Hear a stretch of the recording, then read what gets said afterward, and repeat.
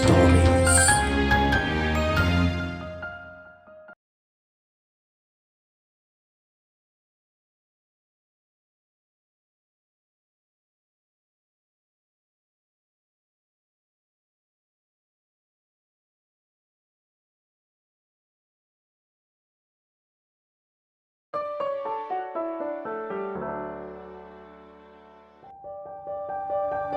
ഇനിയും ഈ വഴിയെ 23. ആ ഇരുട്ടിൽ മഹി നിലത്തു നിന്നും പതിയെ എഴുന്നേൽക്കുന്നത് അവൾ അറിഞ്ഞു. അമ്മാ, രണ്ട് കണ്ണും കാണാത്തവനാണേ, മുന്നിൽ ആരെങ്കിലും ഉണ്ടെങ്കിൽ ഒന്ന് മാറണേ, ഒടുക്കം കൈ അവിടെ കൊണ്ട് വേണ്ടാത്തിടത്ത് കയറി പിടിച്ച് എന്നൊന്നും പറഞ്ഞ് വഞ്ഞിക്കിടരുതേ, അമ്മാ അമ്മാ അമ്മാ അമ്മാ. AR റഹ്മാനെ അനുകരിച്ച് അങ്ങേരി കേട്ടാൽ ഒലക്കടിക്കും വിധം പാടിക്കൊണ്ടവൻ മുന്നോട്ട് വരുന്നത് മനസ്സിലാക്കിയതും ആമ്പൽ അവന്റെ മുന്നിൽ നിന്നും ഒഴിഞ്ഞു മാറി. ഡാ, കളിച്ച് കളിച്ച് മേത്തേക്കെങ്ങാനും കേറിയാല് പൊന്നു മോനെ അടിച്ചതിന്റെ കോൺ ഞാൻ ഇളക്കും. അയ്യേ, ഒന്ന് പോയേടി, ഞാനാ ടൈപ്പല്ല. നീ ഏത് ടൈപ്പാണേലും ശരി, ഞാൻ പറഞ്ഞാലേ പറഞ്ഞത് ചെയ്യുമെന്ന് നിനക്കറിയാലോ. അവളുടെ ആ ഭീഷണി കേട്ടതും ഇരുട്ടിൽ നിന്നും അടുത്ത പാട്ട് വന്നു. സ്വപ്നങ്ങൾ സെ ചുമങ്ങട് വീണുറങ്ങു, മോഹങ്ങൾ സെ എവിടെയെങ്കിലും ചുമ്മാ കിടന്നുറങ്ങു, വെറുതെ ഇരിക്കണ വികാരങ്ങളൊക്കെ ഇങ്ങനെ വെറുതെ ഉണർത്തല്ലേ, ഇനിയുറങ്ങു കൃതും വീണുറങ്ങു കൃതും. എൻ്റെ പൊന്നു മഹി, നീ വേണൽ എന്നെ കയറി പിടിച്ചോ, പക്ഷെ ദൈവത്തെ ഓർത്ത് പാട്ട് പാടല്ലേ പ്ലീസ്. അതിനും വന്നു ഉടനെ മറുപടി. നാണമാകുന്നോ മോളെ, മേനിന്നോകുന്നോ, ഹൊയ് എൻ്റെ കൈകൾ നിന്നെ മുടട്ടെ, ടകുട്ടകുട്ടകു ഓടിച്ചാടല്ലേ, ഇതിലെ ദണ്ട പായകിൽ ഹൊയ് ചേർന്നിരിക്കാൻ തോന്നുന്ന പോന്നോട്ടെ.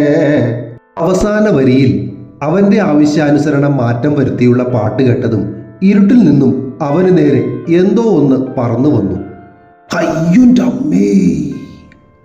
നടുംപുറത്ത് വന്നു വീണതിൻ്റെ കനം വെച്ച് അതവളുടെ മേശപ്പുറത്തിരുന്ന ബഷീറിന്റെ ബാല്യകാല സഖിയാണെന്ന് അവന് മനസ്സിലായി.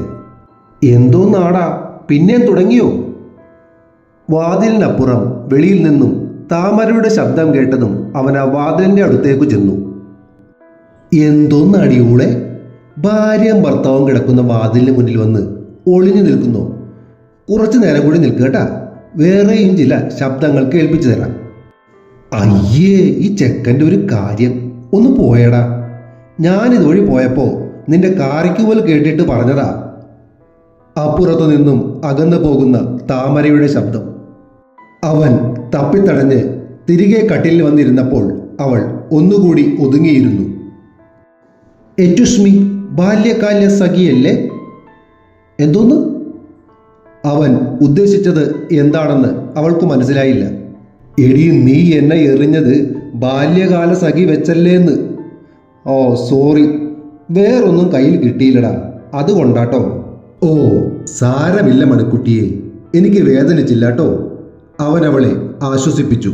അതെനിക്ക് മനസ്സിലായി, ഈ ഇരുട്ടത്ത് അതിലും വലുതൊന്നും കയ്യിൽ കിട്ടിയില്ലടാ, അതിനാ സോറി പറഞ്ഞത്.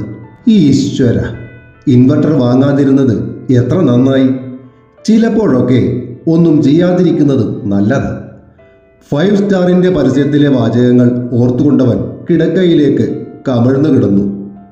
ഡാ, അവൾ വിളിച്ചത് കേട്ട് അവൻ തല പൊക്കി കണ്ണുകൾ തുറന്ന് ഇരുട്ടിലേക്ക് നോക്കി. ഇരുട്ടിൽ നിന്നും അവളുടെ ചോദ്യം വന്നു. ഇനി എന്താ നമ്മുടെ പരിപാടി? എന്തായാലും ആദ്യത്തെ കൊച്ച് ഉടനെ വേണ്ട, 2 കൊല്ലം കഴിഞ്ഞിട്ട് മതി. പട്ടീ! ഇരുട്ടിൽ നിന്നും അവൾ അവന്റെ മേത്തേക്കു ചാടി വീണു. കമിഴ്ന്ന് കിടക്കുകയായിരുന്ന അവന്റെ മുകളിൽ ഇരുവശത്തേക്കും കാലിട്ട് മുട്ടുകാലിൽ കുത്തി നിന്നുകൊണ്ട് അവൾ അവന്റെ തോളിൽ തപ്പിപ്പിടിച്ച് കടിച്ചു. അയ്യോ, വിടടി പുല്ലേ! അവൻ മുകളിലേക്ക് കൈയെത്തിച്ച് അവളുടെ മുടിക്ക് കുത്തിപ്പിടിച്ച് താഴേക്ക് വലിച്ചു. അതോടൊപ്പം കിടക്കയിൽ കിടന്ന് ഒന്ന് തിരികെ കൂടി ചെയ്തതോടെ മുൻപിലേക്കു മലർന്ന അവന്റെ നെഞ്ചിലേക്ക് അവൾ വീണുപോയി. അടുത്ത ഐറ്റം മാന്തലാണെന്നറിയാവുന്ന അവൻ അവളുടെ കൈകൾ രണ്ടും പുറകിലേക്ക് പിടിച്ചു വെച്ചു. അവന്റെ പിടുത്തത്തിൽ നിന്നും രക്ഷപ്പെടാനായി അവൾ തലയിട്ടിളക്കി. കെട്ടഴിഞ്ഞ മുടിക്കെട്ട് അവന്റെ മുഖം മറച്ചു വീണു.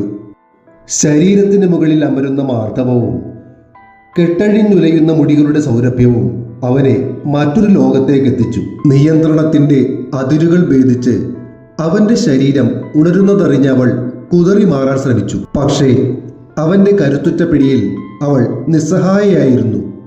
മുഖം മറച്ചു കിടന്നിരുന്ന മുടിയിഴകൾക്കിടയിലൂടെ മുഖമുയർത്തിയ അവൻ അവളുടെ ചെവിക്ക് പുറകിൽ കഴുത്തിൽ മെല്ലെ കടിച്ചു പിടിച്ചപ്പോൾ മനസ്സറിയാതെ അവൾ പിടഞ്ഞുപോയി. കടി വിടാതെ തന്നെ അവൻ ചുണ്ടുകൾ കൊണ്ട് അവളുടെ കഴുത്തിൽ മെല്ലെ ഉരുമി. ഇറയാർന്ന ശബ്ദത്തിൽ അവൾ വിളിച്ചു, മഹി പ്ലീസ്. ഒരു നിമിഷം കൊണ്ടവൻ അതിർവരമ്പിനിപ്പുറത്തേക്ക് തിരികെ എത്തി. കൂട്ടിപ്പിടിച്ചിരുന്ന അവളുടെ കൈകളെ സ്വതന്ത്രമാക്കിയ ശേഷം അവൻ അവളുടെ കഴുത്തിൽ നിന്നും മുഖമുയർത്തി. അവൾ കിതച്ചുകൊണ്ട് അവന്റെ തോളിൽ മുഖമമർത്തി. അവൻ അവളെയും കൊണ്ട് കിടക്കയിൽ ഒരിക്കൽ കൂടി ഒന്നു മറിഞ്ഞു. കട്ടിലിന്റെ അങ്ങേ വശത്തവളെ മെല്ലെ കിടത്തിയിട്ട് പുതപ്പ് വലിച്ചെടുത്ത് പുതപ്പിക്കുമ്പോഴാണ് കരണ്ട് തിരികെ വന്നത്.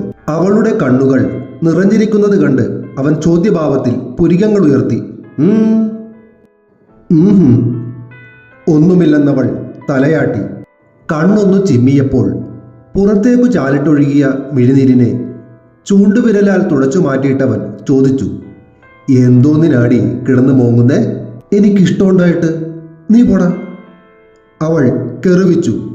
ആഹാ, അത്രക്കായോ? ചാടി എഴുന്നേറ്റവൻ അവളുടെ വയറിൽ ഇക്കിളിയിടാൻ തുടങ്ങി. വിടടാ വിടടാ പട്ടി. ചുരുണ്ടുകൂടി ചിരിച്ചു മറിയുന്നതിനിടയിൽ അവൾ കൈയുയർത്തി അവന്റെ തോളത്തൊന്ന് തല്ലി. ആവൂ. അവൻ തോള് തടവിക്കൊണ്ട് അവളെ കൂർപ്പിച്ചു നോക്കി. അച്ചോടാ, ചേച്ചിയുടെ മഹിക്കുട്ടനെ വേദനിച്ചോടാ. അവൻ തലകുലുക്കി. നന്നായിപ്പോയി, കിടന്നുറങ്ങാൻ നോക്കടാ ചക്ക. അവൾ പുതപ്പ് വലിച്ച് തല വഴി മൂടി. അവൻ എഴുന്നേറ്റ് ലൈറ്റ് ഓഫ് ചെയ്ത് തിരികെ വന്നു കിടന്നു. ആ, സോമൻ വീണ്ടും വെറുതെ ഊളയായി. ഇരുട്ടിൽ കിടന്നവൻ പിറുപിറുക്കുന്നത് കേട്ട് പുതപ്പിനകത്തു നിന്നും അവളുടെ ചിരി ഉയർന്നു. പിറ്റേ ദിവസം കാലത്ത് മഹി ഫ്രഷായി താഴേക്കു ചെന്നപ്പോൾ എല്ലാവരും ചായ കുടിക്കാനുള്ള തയ്യാറെടുപ്പിലായിരുന്നു. അമ്മായിയും ആമ്പലും താമരയും കൂടി ഭക്ഷണം മേശപ്പുറത്തേക്കെടുത്ത് വെക്കുന്നുണ്ട്. അമ്മമ്മ നേരത്തെ തന്നെ ടേബിളിന് മുന്നിൽ ഇടം പിടിച്ചിരിക്കുന്നു. അവനെ കണ്ടതും ശരത്തിന്റെ മടിയിൽ ഇരിക്കുകയായിരുന്ന നിളക്കുട്ടി ബഹളമുണ്ടാക്കാൻ തുടങ്ങി. മാമന്റെ ചക്കരവാടാ. അവൻ കൈ നീട്ടിയതും അവൾ അവന്റെ കൈയിലേക്കു ചാടി. ഇന്നെന്താ നമ്മൾ മാത്രമേ ഉള്ളൂ, വേറെ ആരുമില്ലേ? അവൻ ആരോടൊന്നില്ലാതെ ചോദിച്ചു. ആ കീർത്തിക്ക് പനി കൂടിയടാ. അവളെ ഇന്നലെ രാത്രി ഹോസ്പിറ്റലിൽ അഡ്മിറ്റ് ചെയ്തു. നിന്റെ അച്ഛനും അമ്മയും ബാക്കിയുള്ളവരുമെല്ലാം അവിടെയാണ്. പിന്നെ വിനയന് അത്യാവശ്യമായി ഓഫീസിലേക്ക് പോകേണ്ടി വന്നു. അവനിന്ന് കാലത്താണ് ട്രെയിൻ, അതുകൊണ്ട് അവരുമില്ല.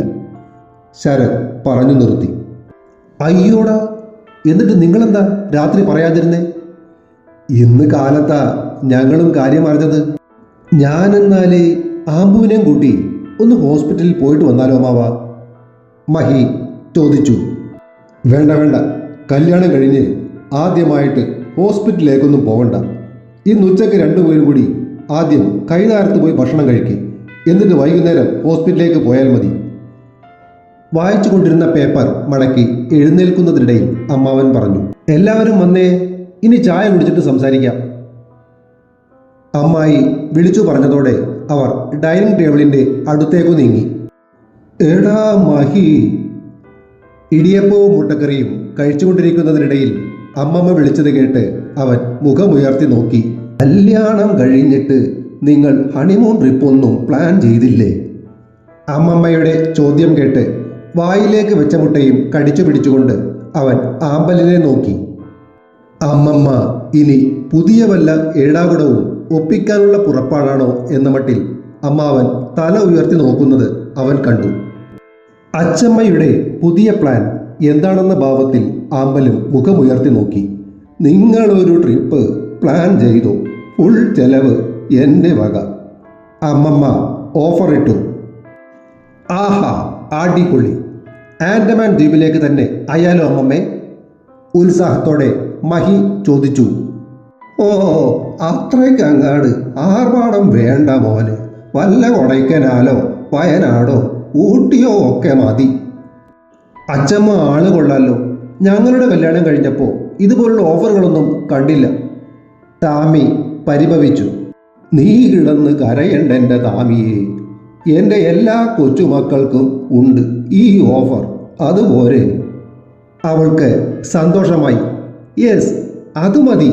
എവിടെ പോകണമെന്ന് ആലോചിച്ചുകൊണ്ട് ഭക്ഷണം കഴിക്കുകയായിരുന്ന മഹി അതിനിടയിൽ സ്ഥലം ഉറപ്പിച്ചു. എങ്കിൽ പിന്നെ കൊടൈക്കനാൽ മതി. അതാകുമ്പോൾ എൻ്റെ ബൈക്കിന് തന്നെ അങ്ങ് പോകാം. എന്തു പറയുന്നടി അമ്പു? തന്നെത്താൻ അങ്ങ് പോയിക്കൊണ്ടാ മതി.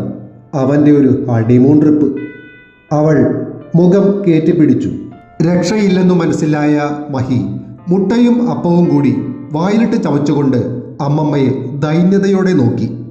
അമ്മമ്മേ, ഈ ഹണിമൂൺ ട്രിപ്പേ ഞാൻ ഒറ്റയ്ക്ക് പോകുന്നത് കൊണ്ട് കുഴപ്പമുണ്ടോ? എല്ലാവരും അവനെ മിഴിച്ചു നോക്കുന്നതിനിടയിൽ ഇതൊക്കെ എന്ത് സമൂഹ ഗാനം വരെ ഞാൻ ഒറ്റയ്ക്ക് പാടിയിട്ടുള്ളതാ എന്ന ഭാവത്തിൽ അവൻ കറിയിൽ നിന്നും അടുത്ത മുട്ടയെടുത്ത് വായിലേക്ക് കുത്തിക്കയറ്റി. തുടരുന്നു. കഥ ഇഷ്ടമാവുകയാണെങ്കിൽ അഭിപ്രായങ്ങൾ പറയണേ. സബ്സ്ക്രൈബ് ചെയ്യാത്തവരൊക്കെ ദയവായി സബ്സ്ക്രൈബും ചെയ്യണേ. ഇനിയും ഈ വഴിയെ അടുത്ത ഭാഗം ഉടൻ പ്രതീക്ഷിക്കുക. ആ പ്രൊഫൈൽ പിക്ചറിൽ കുത്തി എല്ലാവരും സബ്സ്ക്രൈബ് ചെയ്യാൻ മറക്കല്ലേ.